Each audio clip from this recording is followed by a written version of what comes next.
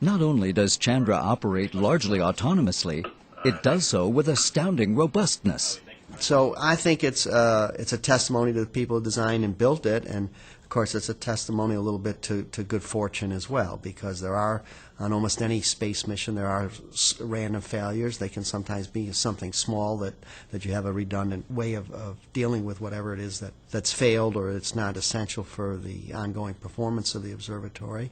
And we've had a couple of small things on Chandra, but nothing which has affected the primary performance. The Chandra project was very challenging, and it had, I guess unfortunately, it had a long history from the time we first thought about it until we started actually building things. And that period of time gave us some opportunity to go through some of the challenges together.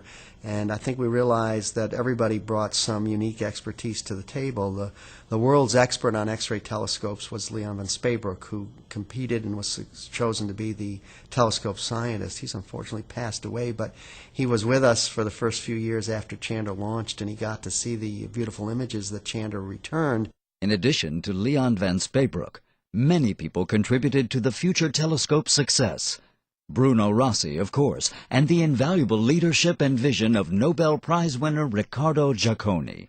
Well, Giacconi is an extraordinary leader, a scientific leader in particular, because he's an excellent scientist. He has the highest integrity and sense of what's important, and he inspires people. He had enormous vision of where the field of X-ray astronomy was going to go and what was going to be useful. What he didn't see, of course, were the answers, but he saw the questions. He saw that X-ray astronomy was going to be important. He saw that technically you needed X-ray telescopes. He saw that some of the most important questions were, how do galaxies evolve? How do clusters of galaxies evolve? And he saw the ways how you would go about answering those questions. The program was originally called the Advanced X-ray Astrophysics Facility, what a mouthful, or AXAF for short, which is sort of sounded pretty harsh. It was a facility so that it wouldn't be a telescope, because we were asking for something new, and we had already asked for the Hubble Space Telescope, so we didn't want to ask Congress for 2 telescopes. We were going to ask for a facility. And this was the name for many years. And then as we approached the launch, we held a contest. We ultimately chose the winner, the name Chandra, which was short for the last name of Nobel Prize-winning Indian-American astrophysicist Subramanian Chandrasekhar. And it was a very appropriate choice of name because he did a lot of work on astronomy and astrophysics, hence the current name Chandra, very fitting. With a superbly built observatory up and running and properly named, attention turned to the detection of X-rays.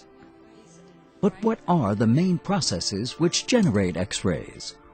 There are a number of different ways that X-rays are generated in the universe, and one of those ways is temperatures very high. To produce X-rays, you need a lot of energy, therefore you need a lot of heat, and we're talking about temperatures of millions of degrees. The hot skins of stars are like that. Another way is having charged particles move in magnetic fields, very strong magnetic fields or very energetic charged particles, or both. And we have that situation, for example, in the vicinity of these compact objects called neutron stars, where we have huge magnetic fields. Those are 2 very principal mechanisms. Another way of adding energy, probably about the 3rd category, is gravity. Accelerate a charged particle really hard, and it will radiate X-rays. And if you just let it fall to the surface of a very compact object, neutron star, or in the vicinity of a black hole outside the event horizon so you still can see the X-rays, that's a way of producing X-rays. The very first images began to give you a sense that Chandra was going to be very different. The official first light image of Cassiopeia A, in just about an hour and a half's exposure, we could see a faint dot in the center of the image, which is the neutron star that was formed when that star blew up 300 years ago. We've seen this so clearly, how beautiful the Chandra images are. They're not only beautiful, they're spectacularly scientifically informative. One just has to look at, for example, the discovery of the ring around the Crab pulsar, where for the first time you see what people have theorized, that the wind of particles emanating from this pulsar would become shocked and start radiating in X-rays at distance from the object. And there's that ring, just like everybody thought it should be. And now you can study it in detail.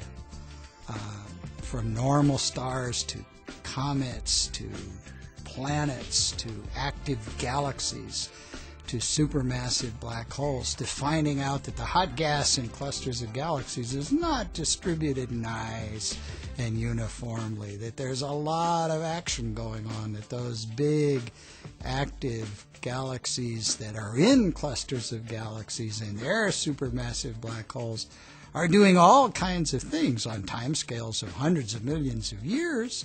Sounds like a lot, certainly to me, but it's very short in the lifetime of a cluster.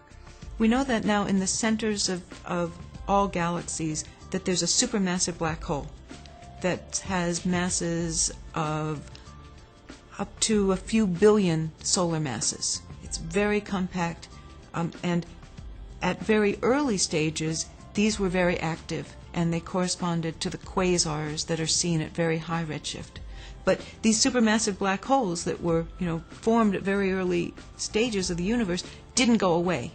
So they're still sitting there at the centers of the galaxies. So when you drop a little bit of material onto them, they give off X-ray emission primarily. Sometimes a bit of radio, sometimes a bit of infrared, but a fair amount of X-ray emission comes off. Clusters are another area that are very active, and again, this was a surprise. We've discovered a lot of structure in clusters of galaxies, which in the X-rays we had thought were pretty smooth, because mostly what we see is hot gas, and most clusters are very, very big, and it was imagined that they were in equilibrium and fairly smooth. But in fact, they found lots of structures of sort of like cold fronts that you get in the weather on the Earth. And Chandra is the only satellite that will be able to resolve those as well.